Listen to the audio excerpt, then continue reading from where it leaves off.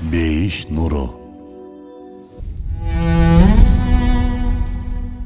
Сүйүктүүнүн сүйүктүүсү Азрети Айша разиаллаху анха энебиз. Хадисте айтылуусу боюнча Айша энебиз динден 3-төн 1 болчу. Башка бир хадистин риваяты боюнча диндин жарымы. Балким анын ысымын көп жерде кезиктиргендигибиздин бир себеби мына ошондон болсо керек. Байкап карасак, буга чейинки сахабалар тууралуу чыккан видеолорубузда анын аты бар болчу. Биз муну атайын кылган жокпуз. Болгону бул жерде Айша энебиздин исламияттагы орду көрүнүп турат. Ал жалпы үммөттүн энеси болчу. Күндөрдүн биринде Айша энебиз пайгамбарыбыз саллаллаху алейхи вассаламдын жанына көңүлсүз маанайда келет. Айша энебиздин суз маанайын байкаган Расулуллах саллаллаху алейхи вассалам: "Айша, сага эмне болду?" деп сурайт. Ошондо энебиз: "Алла Хадича менен Марияны перзент менен рызкыландырды. Ал эми башка жубайларыңыздын болсо, буга чейинки турмуштарынан балдар бар. Бирок мени бул неематтан куру калтырды", деди. Пайгамбарыбыз саллаллаху алейхи вассалам ошол кезде Айша энебиздин көңүлүн жубатып, ага: "Жейиниң Абдулла, сенин да балаң болуусун каалайсыңбы?" деп сурады. Ошентип Аллах элчиси Умму Абдулла, Абдулланын энеси наамын ыйгарган Айша энебизге. Негизи арабтарда баласынын атынан аталчу. Умму Абдулла, Умму Айман деген сыяктуу.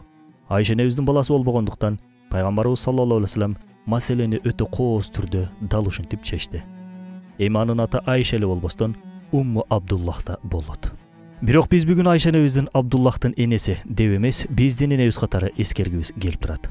Анткени пайгамбарыбыз саллаллаху алейхи вассалам бир жолкусунда ага: "Кааласаң бүткүл үммөт сенин балдарың өкүмүндө болот" деген. Бүгүн ага эне дейбиз. Энебизден да азиз билебиз. Балким ошондон болсо керек илгертен эле Айша энебизди эмнегедир өз энебизде көңүлүбүзгө жакын көргөнбүз. Эгер ал бизди өзүнө уул катары кабыл кылчу болсо, бизге жакшы эне насип болору башык. Себеби Айша энебиз башка энелерибизден ар дайым бир кадам алдыда. Анткени ал Аллах элчисинин эң сүйүктүү адамы, Азрети Абу Бакырдын кызы, баардык үммөттүн энеси, вахий бөлмөсүнүн гүлү, бактылуулук уясынын наздуу келини, пайгамбарыбыз саллаллаху алейхи вассаламдын жубайы. Кыскасы, Айша разиаллаху анха энебиз тууралуу кезектеги тасмабыз назарыңыздарда. Ар бир аялдын жашоодогу негизги миссиясы, милдети мыкты эне болуу, коомго пайдалуу уул кыздарды тарбиялап өстүрүү. Аял затынын бактысы мына ушунда. Ананчы эне үчүн баланын ширин кылыктарына балкып жашагандан да өйдө бакыт жок болсо керек. Бирок Айша энебизди Алла бала менен алек болуу үчүн жараткан эмес. Аны башка милдет үчүн жараткан. Эркектердин мойнундагы динди жайуу, элге ислам акыйкаттарын жеткирүү деген оор вазыйпа аялдардан Айша энебиздин мойнуна илинген. Болбосо Аллах элчисинин үй бүлөлүк маселелерин, үй ичиндеги абалдарын бизге ким жеткизмек? Туура, башка энелерибиз да бар эле деңизчи. Бирок алардын арасынан Айша энебиздин орду таптакыр башкача. Эмесе ушундай бир адамды элестетиңиз. Пайгамбарыбыз саллаллаху алейхи вассаламдын ар бир учурун, ар бир абалын билет. Бүгүн кайсы гана ислам маалымат булактарын ачып көрбөңүз, анын атын сөзсүз көрөсүз. Ал пайгамбарыбыз саллаллаху алейхи вассаламдан жалпы 2210 хадис риваят кылган. Ал фикх, тафсир, кыраат, хадис, акыйда илимдеринин аалымы, даңазалуу хафыза, укмуштуудай зээндин ээси. Кээ бир хадистерде риваят кылынгандай, вахийлер көбүнчө Айша энебиздин жанында келген экен. Бул өзгөчөлүк Айша энебиздин башка аялдардын арасынан даражасы өйдө экендигин көрсөтөт. Ал Аллахтын сүйүктүүсүнүн сүйүктүүсү эле, Хабибуллахтын хабиби болчу. Алар курган уя исламияттын медресесинин пайдубалы болчу. Бул уянын курулганы да өзүнчө бир таттуу окуя. Хижраттан бир аз эле мурунураак болчу. Пайгамбарыбыз саллаллаху алейхи вассалам 25 жыл бою түтүн булатып, чогуу жашаган жубайы Азрети Хадича энебизди жерге бергенине дээрлик 2 жылдын жүзү болуп калган. Кусалык пайгамбар болчу ал. Кусалык пайгамбарынын жүрөгү кусага толуп турган кез. Усман бин Махсундун жубайы Азрети Хаула пайгамбарыбыз саллаллаху алейхи вассаламды кусалуу көргөн сайын тынчы кетип ушул сунушту берди. "Я Расулалла, үйлөнсөңүз кантет?" деди бир жолу. Аллах элчисинин көздөрү алыстарга кадала түштү. Аруу, таза Салиха жубайы Хадича энебизди сагынган болчу. Бул сунушка рахмат пайгамбары: "Хадичанын үстүнө үйлөнөмүнбү?" деди. Хаула: "Ата-энем сизден айлансын, жашоо уланып жатат. Балдарыңызга да эне керек. Сиз да жалгызсыз. Жүгүңүздү бөлүшөр бир жарыңыз болсо жаманбы?" деп айтты. Азрети Хауланын оюнда пайгамбарыбыз саллаллаху алейхи вассаламга сунуштар бирөөлөр бар болчу. Аллах элчиси муну дароо байкап, макул кимге деп сурады. Азирети Хавла: "Я Расулалла, кандай аялга үйлөнүүнү каалайсыз? Жубан болсунбу же бойдок кыздардан болсунбу?" деди. Аллах элчиси: "Өзүң айтчы, жубаны ким, бойдогу ким?" деп сурады. Жесир катары Хабешистандык мухажир 60 жаштагы Сауда бар. Селки кыздардан Абу Бакырдын кызы Айша бар, деди. Пайгамбарыбыз саллаллаху алейхи вассалам экөөсүнө да сунуштап көрүүсүн айтты. Ошентип пайгамбарыбыз саллаллаху алейхи вассалам Сауда энебиз менен баш кошуп чогуу жашай башташты. Ал эми 16 жаштардагы Айша энебизди болсо өзүнө болуп койду. Кийинчерээк Мадинага көч башталып, антип-минтип жатып арадан 2 жыл өтүп кетет. Бирок Айша энебизде Расулуллахка болуп койгондугуна карабай, ортолорунда эч кандай нике тою болгон жок. Мындан улам Азирети Абу Бакыр пайгамбарыбыз саллаллаху алейхи вассаламдан: "Я Расулалла, сиздин үйлөнүүңүзгө тоскоол болгон эмне?" деп сурады. Пайгамбарыбыз саллаллаху алейхи вассалам махыр болбогондугун айтты. Ошондо Азирети Абу Бакыр 500 дирхам алып келди. Аллах элчисине тартуулады. Ошентип Айша энебиз пайгамбарыбыз саллаллаху алейхи вассаламга туппа-туура 18 жашында турмушка чыкты. Айша энебиздин өзүнүн айтуусу боюнча пайгамбарыбыз саллаллаху алейхи вассаламга 9 жашында турмушка чыккан. Мындан улам учурда Аллах элчисинин 9 жашар жеткинчек кызды алган дешип сындагандар бар. Эмесе ошол кезде пайгамбарыбыз саллаллаху алейхи вассаламга ар кандай жалаа жапкандар бул маселе тууралуу унчугушкан эмес эле. Демек, ортодо анчалык сөз кыла турчу абал жок. Тилекке каршы акыркы жылдарда бул тема дагы да актуалдуу боло баштады. Акыйкатында Айша энебиздин 9 жашта турмушка чыккамын деген сөзүнүн төркүнү мына ушунда жатат. Ал кездери төрөлгөн кезден баштап эмес, эрезеге жеткен кезден баштап жаш эсептелчү. Тагыраагы ошол учурдагы арабтар кыздын жашын кыз эрезеге жеткенинен баштап эсептеп башташчу. Башкача айтканда 9 жаштан. Эми 9га 9ду кошсоңуз 18 болот. Туурабы? Бул боюнча буюрса кийинки чыгарылыштарыбызда кененирээк токтолобуз. Акыйкатта эле бул үй бүлөнүн очогу бейиш уясы эле, бирок жомок каармандары сыяктуу эмес. Чыныгы жашоонун ичинде жашашты алар. Негизи пайгамбарыбыз саллаллаху алейхи вассалам Айша энебизди үйлөнгөнгө чейин эле түшүндө көргөн болчу. Түшүндө Айша энебизди Расулуллахка Жабраил алейхиссалам тартуулайт. Аппак аттын үстүндө апапакай жибекке оронгон көрүнүштөгү келинди ишараттап: "Я Расулалла, бул сенин жубайың" деген болчу Жабраил алейхиссалам. Пайгамбарыбыз саллаллаху алейхи вассалам келиндин жүзүн ачса эле Айша энебиз экен. Күн келип пайгамбарыбыз саллаллаху алейхи вассалам Мадинада Айша энебиз менен ак никенин үстүндө никелешишти. Ошентип Аллах элчиси Мадинадагы алгачкы жашоосун 2 жубайы менен баштаган. Ошондой күндөрдүн биринде Сауда энебиз Айша энебизге таарынып жүргөн. Ошол учурларда ундан жасалган таттуу халвалар пайгамбарыбыз саллаллаху алейхи вассаламга икрам катары келип калат. Аллах элчиси аны жубайлары менен жегиси келет. Аларга отурууларын айтат. Бирок Сауда энебиз таарынычынан улам отурбайм дейт, тултуңдай. Айша энебиз да отур деп шаңкылдап сүйлөдү. Бирок Сауда энебиз отурган жок. Айша энебиз абалды тамашага салгысы келип: "Эгер отурбасаң айтып коеюн, ушул халваны бетиңе сүртөм" деди. Сауда энебиз "Жок, баары бир отурбайм" дегенде, Айша энебиз халваны алып Сауда энебиздин жүзүнө сүйкөп салды. Бөлмөнүн ичи Айша энебиздин күлкүсүнө бөлөнүп шаңдана түшкөн болчу.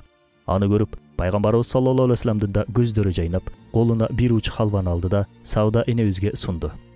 "Ал, сен да анын жүзүнө сүртүп сал" деди. Айтор Мадинадагы алгачкы жылдар мына ушинтип өтүп жаткан.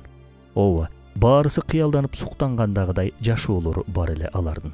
Балким мындай десек, бүйүрүңүз кызып, бизден ушул суроону сурагыңыз келип жаткандыр. Ар бир үйдө уруш талаш болот го. Алардын ортосунда дагы тартуушулар болчу эле деп. Албетте болгон. Түйшүксүз жашоонун өзү жок. Түйшүк, кыйынчылыктар сөзсүз түрдө болот. Бизде кино, сериалдарда уруш талашсыз бактылуу сүйүүнү, бактылуу жашоону сүрөттөшөт. Бирок ал жашоодо жок. Ал болгону кино тасмаларда. Кыйынчылыгы жок, көйгөйсүз жер бир гана бейиш. Андыктан пайгамбардын үйү болсо да ал жер эң башта адамдын үйү. Себеби ал саллаллаху алейхи вассалам дүйнөгө адамзатына жол баштаар имам катары келген. Натыйжада бизге өрнөк боло алуусу үчүн ал адам сыяктуу жашашы керек болчу. Анда да биздикиндей адамдык сезимдери бар. Үйүндө казан табактын кагылышуусу бар. Бирок ошондо да анын үйдө ар дайым бактылуулук болчу. Биз да мамилебизде анын ахлагын чагылта алсак, үйүбүздө анын сүннөтүн көрсөтө алсак, биздин үйдө бактылуулук орун алат иншалла. Мында биринчи эреже үй бүлөлүк маселелерди пайданын үстүнөн эмес, мээримдүүлүктүн ичинен мамиле кылыңыз. Башкача айтканда, кандайдыр бир материалдык чыгымдын айынан үйдөгү тынчтыкты кетирбей, бири-бириңиздерге мээрим көрсөтүү менен байланыңыздар. Күндөрдүн биринде Азирети Айша разияллаху анха энебиз пайгамбарыбыз саллаллаху алейхи вассаламга үнүн көтөрө сүйлөгөнүн Азирети Абу Бакыр угуп калат. Муну уккан Азирети Сыддык дароо үйдүн ичине атып кирип барды. Бул жерде Абу Бакыр катардагы кыздын атасы сыяктуу мамиле кылган жок. Бизчилеп кызына тарапкер болуп, үй бүлөлүк маселелерге аралашкандын ордуна кызына аябай катуу ачууланган таризде «Сен кантип Расулуллахка кыйкырасың?» деп колун көтөрүп, эми урганы жатканда рахмат пайгамбары токтотуп калды. «Эй Абу Бакыр, бирөөнүн жубайына кантип кол көтөрөсүң?» деди Аллах элчиси Абу Бакырга жылмая карап. Азирети Абу Бакыр өзүнүн абалына уялып кеткен эле. Ал ошол бойдон сыртка чыгып кеткенден кийин пайгамбарыбыз саллаллаху алейхи вассалам үйдөгү абалды дароо тамашага айландырып салды.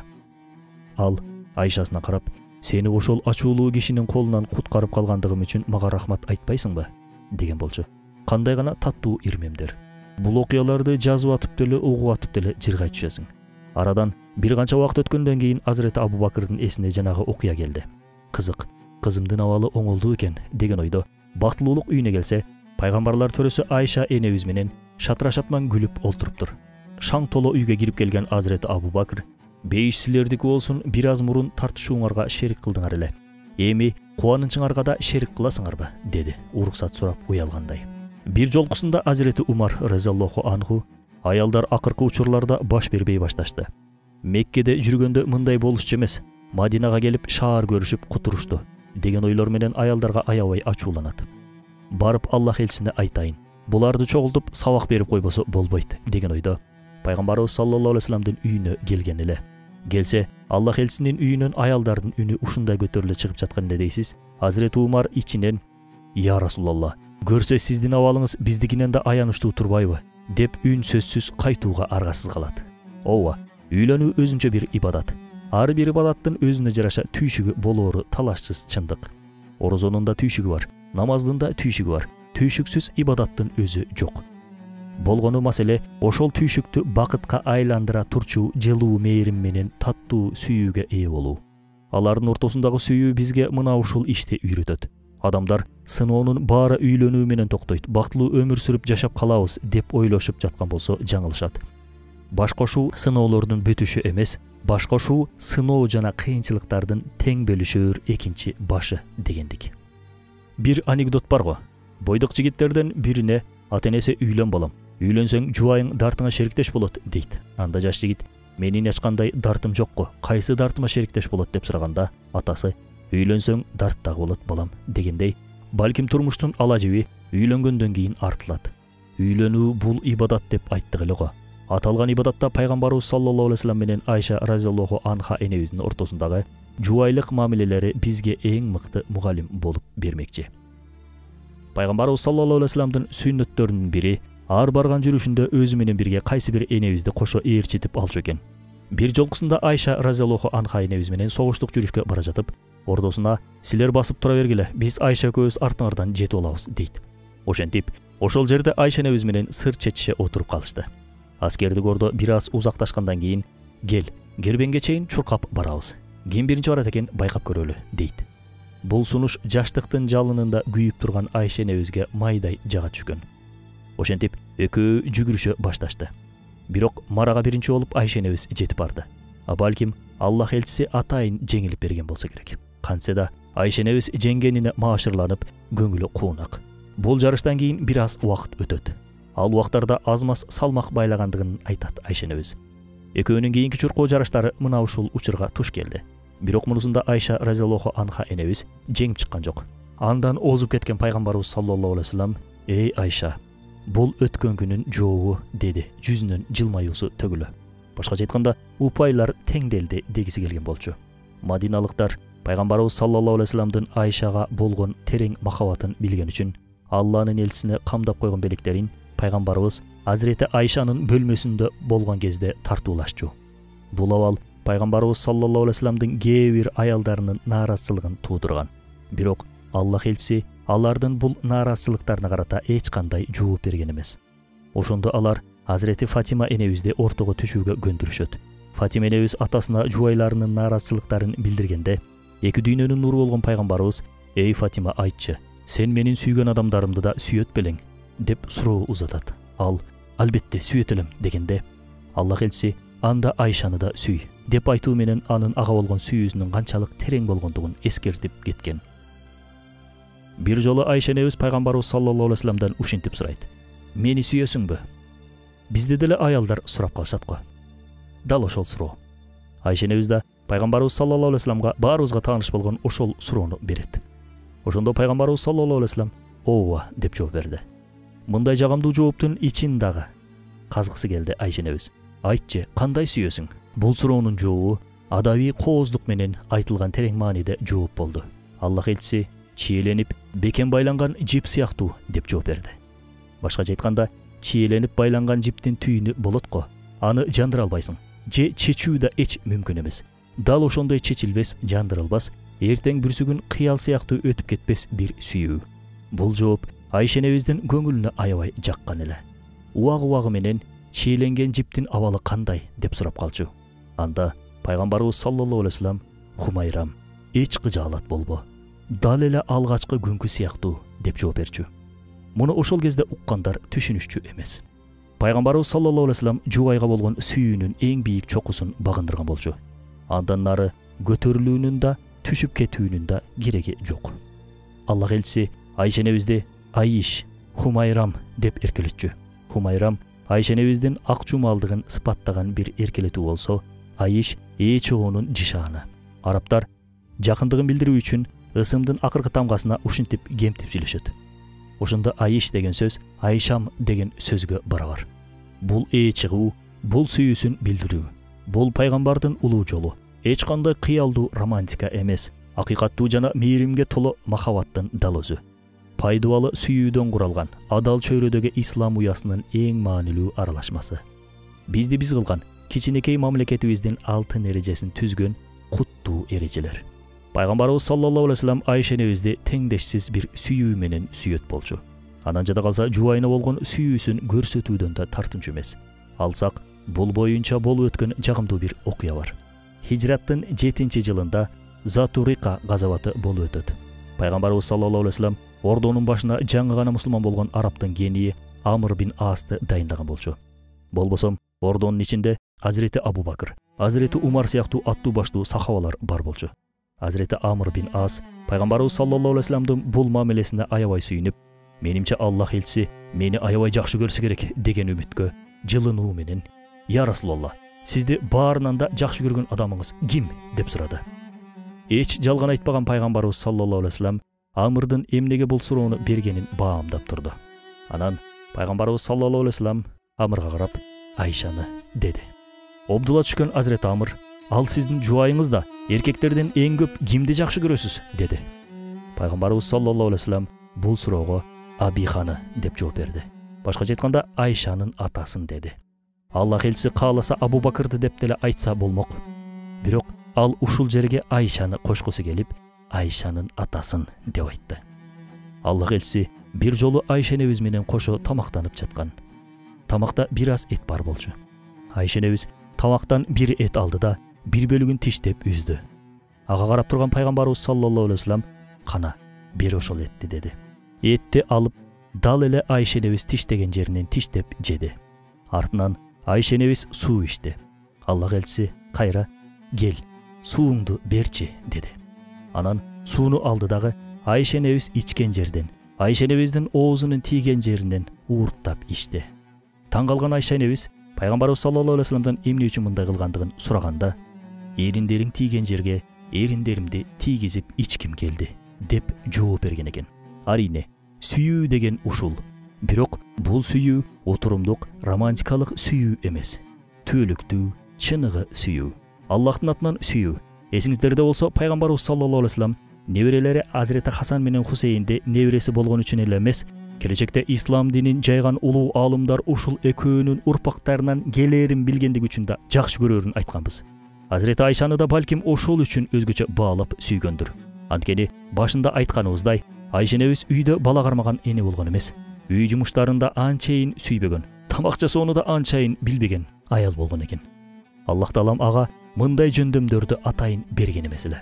Бирок ага илимге болгон кызыгууну жана өтө мыкты эске тутууну берген болчу. Энебиздин көп нерсеге кызыккан, ар бир нерсенин ийне жибине чейин билүүгө ашыккан дилгир табияты бар болчу. Анын мындай мүнөзүнүн артынан бизге көп маселелер айкын болгон. Керек болсо, пайгамбарыбыз саллаллаху алейхи вассаламдын Мекке доорунда өткөргөн жашоосу боюнча да айрым маалыматтарды да энебиз аркылуу үйрөндүк. Ал Аллах элчисине аябай көп суроо берет болчу. Алган жоопторун башкалар менен да бөлүшүп, диндин жайылуусуна зор үлүш кошкон. Андыктан пайгамбарыбыз саллаллаху алейхи вассалам Аллахтын атынан Айша энебизди сүйбөйт да кимди сүйсүн. Анын үстүнө бир гана Айша энебиз пайгамбарыбыз саллаллаху алейхи вассаламга кыз катары жаш кезинде турмушка чыкты. Башкаларынын пайгамбарыбыз саллаллаху алейхи вассаламга чейин курган турмуштары бар болчу. Анан калса Айша энебиз Аллах элчиси менен болгону 10 жылдай чогуу жашашты. Жесир калган кезде Айша энебиз болгону 28 жашта болчу. Бул аябай эле жаш курак эмеспи? Шарият боюнча пайгамбарыбыз саллаллаху алейхи вассаламдын жубайлары жалпы үммөттүн энеси болгондуктан пайгамбарыбыздан кийин аларга үйлөнүүгө эч кимдин акысы жок болчу. Андыктан 28 жаштагы Айша энебиз калган өмүрүн жалгыз өткөрүүгө мажбур болгон. Жалгыздыктын азабын азыркы аялдар жакшы билишет. Анткени көпчүлүктүн күйөөлөрү качантан бери чет жактарда жүргөн болуусу мүмкүн. Канча болду? 6 айбы, 1 жылбы, 2 жылбы? Айша энебиз пайгамбарыбыз саллаллаху алейхи вассаламдан кийин 47 жыл жалгыз жашаган. Анын мойнунда Аллахтын динин жайуу деген улуу милдет тургандыгынан Аллах анын өмүрүн узун кылган. Жамал сыяктуу кандуу согуштарда башка сахабаларды алса да аны аман калтырган. Эмесе ал дагы Аллах элчисисиз узак жашай алчу эмес. Күн көрбөгөн гүл сыяктуу соолуп калмак. Анткени Айша энебиз да пайгамбарыбыз саллаллаху алейхи вассаламга чын дили менен байланган болчу. Сүйгөн сүйүлөт дейт. Мына ушундай жубайын пайгамбарыбыз саллаллаху алейхи вассалам кантип сүйбөсүн? Айша энебиздин тамак жасоону жакшы билбегендигин айтпадык беле. Бир жолу ал Аллах элчиси менен отурган кезде үйүнө Сафия энебиз бир табак тамак жөнөтүп ийет. Тамакты Сафия энебиз кызматчысы аркылуу жөнөтүп ийген болчу. Тамак келе жатканын көргөн пайгамбарыбыз саллаллаху алейхи вассалам Айша кара, Сафия бизге тамак жөнөтүп ийиптир деп көздөрү жайнай түштү. Мына ушунда Айша энебиздин кызгануу сезими ойгонуп, ачуусу менен тамак салынып келген идишти колу менен бир чабат. Ошентип табак сынып, тамак жерге жайылып жатып калат. Пайгамбарыбыз саллаллаху алейхи вассалам ошондо ачуусу келип, энебизге бир ооз жаман сөз айткан жок. Жөн гана жубайына карап жылмайып койду. Бирок Айша энебиз Аллах элчисинин жылмайганын көрүп, уялганынан жерге кирип кете жаздады. Астагфирулла. Кечириңиз, я Расулалла. Туура эмес кылып койдум. Айыбымды эми кантип жуусам болот, деди шашкалактай. Пайгамбарыбыз саллаллаху алейхи вассалам табакка табак, тамакка тамак деп жооп берди. Ошондо Айша энебиз табактыго сатып алса болот, а тамакты кантип жасайм дегенде, анда Сафияга барып, кайра жасап берүүсүн өтүн деп айтты. Пайгамбарыбыз саллаллаху алейхи вассалам бул жерде Айша энебизди Сафия энебизге жөнөтүү менен бир тараптан Сафия энебиздин да көңүлүн алып жаткан болчу. Ошол эле кезде Айша энебиздин да кызганыч сезимин дабалап жатат. Айша энебиздин өтө кызганчаак мүнөзү болгон. Өзүнүн айтымына караганда бир аз да уйкучу болчу.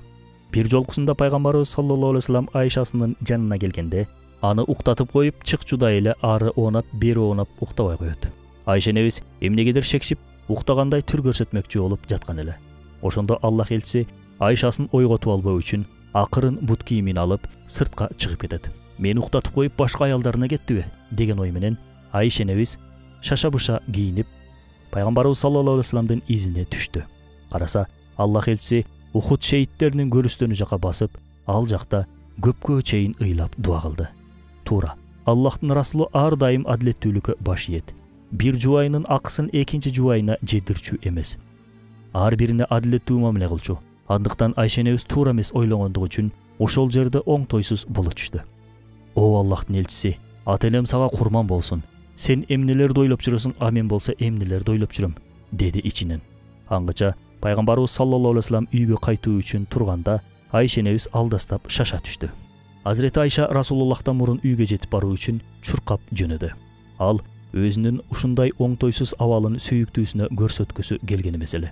Бирок ооруну жашырса өлүм ашкере болот деген сыяктуу Айша энебиздин көрпөнүн ичинде энтиккендигин пайгамбарыбыз саллаллаху алейхи вассалам билип калды. Сага эмне болду, о Айша, деди Расулуллах. Ошол кезде Айша энебиз унчук албай тутулана түштү.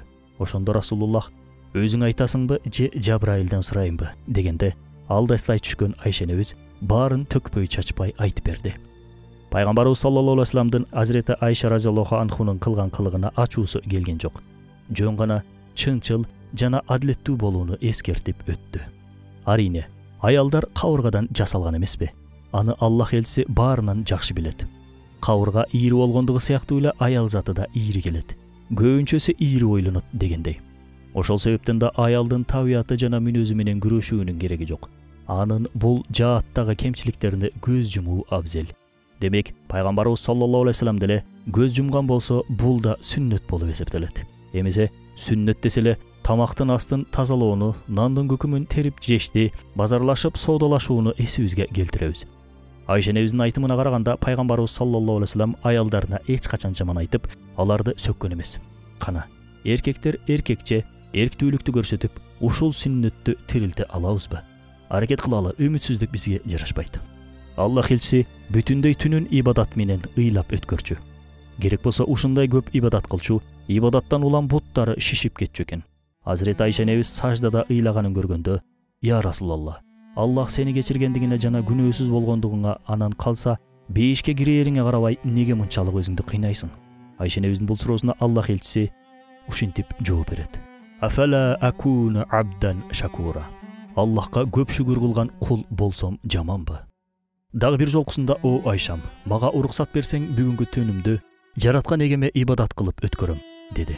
Айша энебиз, "Я Расулаллах, мен сенин Аллахка болгон жакындыгыңды да, көңүлүңдүн арзууларын да жакшы көрөм.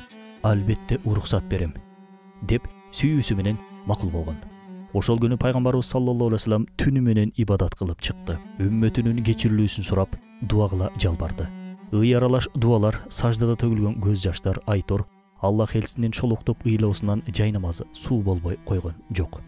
Эмесе ал өзү үчүн эмес, биз үчүн ыйлап, жараткан эгесине жалынып жаткан. Ооба, үммөтү үчүн таң атканча ыйлоодон көздөрү шишиген, жер агарганча Аллахка ибадат кылуудан буттары шишиген, пайгамбарыбыз саллаллаху алейхи вассаламдын түшкү чейин уктоодон көздөрү шишиген үммөтүбүз. Ушул жерде өзүбүзгө карап ушул суроону берип көрөлү. Ушундай мээримдүү пайгамбарды ыйлатууга кандай акыбыз бар? Азирети Айша бир күнү ооруп калат. "Ох башым, өлгөнү жатам. Ох" деп назданып жаткан. Аллах элчиси ага тийишип, "Эгерде бул менин аманчылыгымда болгонуңда, сага истигфар айтып дуа кылып жиберет элем", дейт. Муну уккан Айша дароо ыргып туруп, "Ай шордуу башым, сен эмне менин өлгөнүмдү каалап жатасыңбы? Мен өлсөм, сен дагы кечинде каалаган жубайың менен бирге болосуң, деди, эркелеп таарынгандай тур көрсөтүп. Бирок ал күндөрдө тескерисинче пайгамбарыбыз саллаллаху алейхи вассаламдын өлүмү жакындап калган. Аллахтын элчиси тескерисинче "Мен өлгөнү жатам, ох башым", деди. Ошентип ажал тооруган дүйнөдө ажырашуунун убактысы да келип жеткен болчу. Аалам асманында арман менен күйүттүн жаңырган күнү болчу. Аллах элчиси аябай катуу ооруп жаткан. Пайгамбарыбыз саллаллаху алейхи вассаламдын бир тал чачына зыян келбөөсү үчүн жан үрүп, үйрүлүп турушкан сахабалар. Эми болсо анын оорудан азап тартуусуна чыдай албай, айласыз. Мадина шаары мына ошол себептен ыйлап жатты. Бактарактарда эмнегедир муңайкы. Кудум эле куттуу пайгамбарынын кете тургандыгын билген сыяктуу. Баардык үммөттүн жүгүн жонуна жүктөгөн рахмат пайгамбары улуу досуна, башкача айтканда жараткан Аллахка кетүүнүн арапасында турган. Өлүм оорусуна чалдыккан пайгамбарыбыз саллаллаху алейхи вассалам баардык жубайларынан Айша энебиздин үйүндө калуу үчүн уруксат сурады. Акыркы күндөрүн анын жанында өткөрүүнү каалаган эле. Башынын аябай катуу ооруп жатканын айтты. Оорудан өтө катуу азап тарткан учурда Айша энебизди жанына чакырып, "О Айшам, бейиште менин жубайым болосуң го. Мына ошонун сүйүнүчү менин өлүм азабымды жеңилдетип жатат", деди акырын шуурап. Башкача айтканда, жүрөгүндө Айшасына ушундай чоң сүйүү бар болчу. Миңдеген жылдар өтүп кыямат болот, анан кайра тирилип, амал даразасы тартылат. Кийин бейишке киришип, ал жакта Айшасы менен жолугат. Пайгамбарыбыз саллаллаху алейхи вассаламдын өлүм азабын жеңилдеткен нерсеси Айшасына болгон махабаты болду. Элестетиңиз, өлүмдүн жана ажырашуунун ачуу азабын, тээ алыстагы жолугушуунун таттуу кыялдары менен тосуп алуу. Ошону эстеп сүйүнүү ошол күндөр үчүн сүйүлүү. Биз бүгүн мына ушундай улуу сүйүүдөн айтып жатабыз. Бул жөнөкөй сүйүү баяны эмес.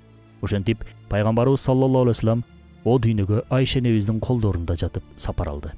Жер асман ыйлайт, көк оо ыйлайт, тоо таштар ыйлайт. Пайгамбарга болгон сүйүү менен күйүп жаткан жүрөктөр эми андан ажыруунун кайгысы менен күйүт тартып турушат. Бул азап баардык сахабанын жүрөгүн бир башкача жалмап өткөн. А бирок сүйүктүүсү Айша энебиздин жүрөгүн мыкчып, сыйрып, тилип өткөн болчу. Пайгамбарыбыз саллаллаху алейхи вассалам анын колдорунда жан берди. Аллах элчисинин кыялы да ушул болчу. Ал Айша энебиздин сүйкүмдүү колдорунда жан берип жатканда, дүйнө көзү менен көргөн эң акыркы көздөр Айша энебиздин көздөрү болду.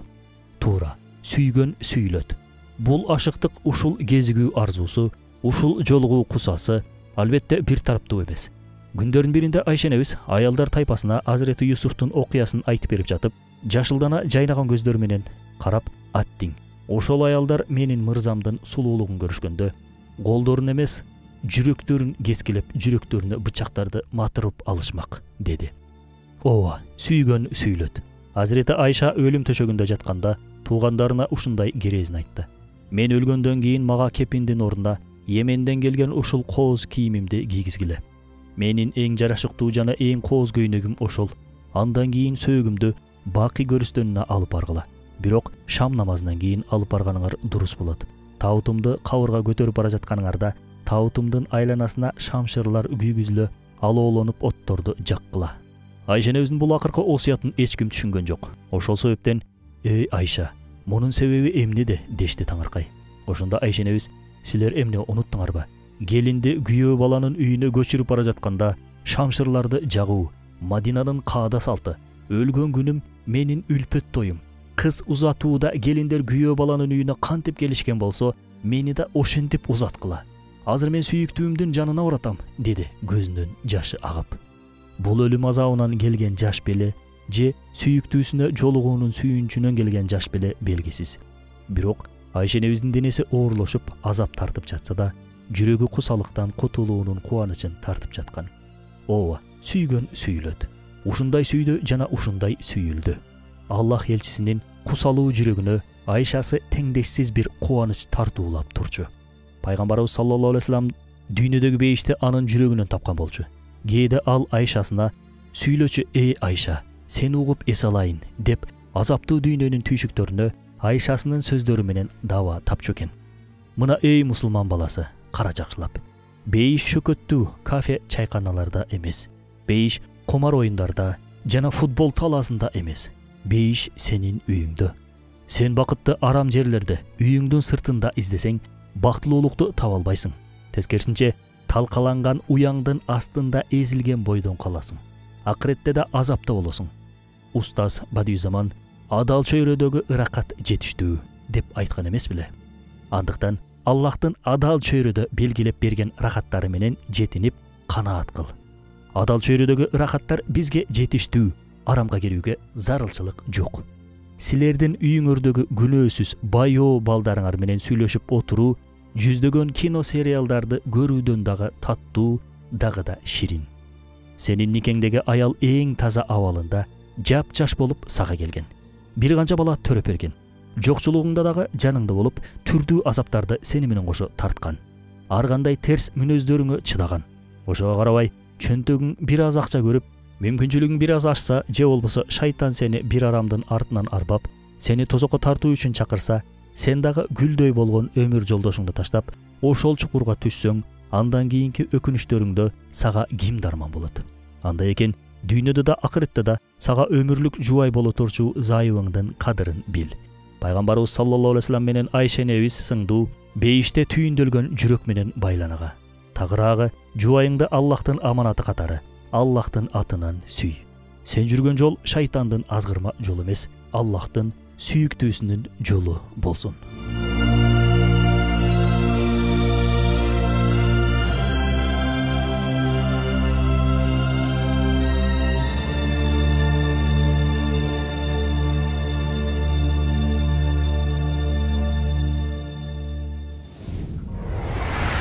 Beyiş nuru.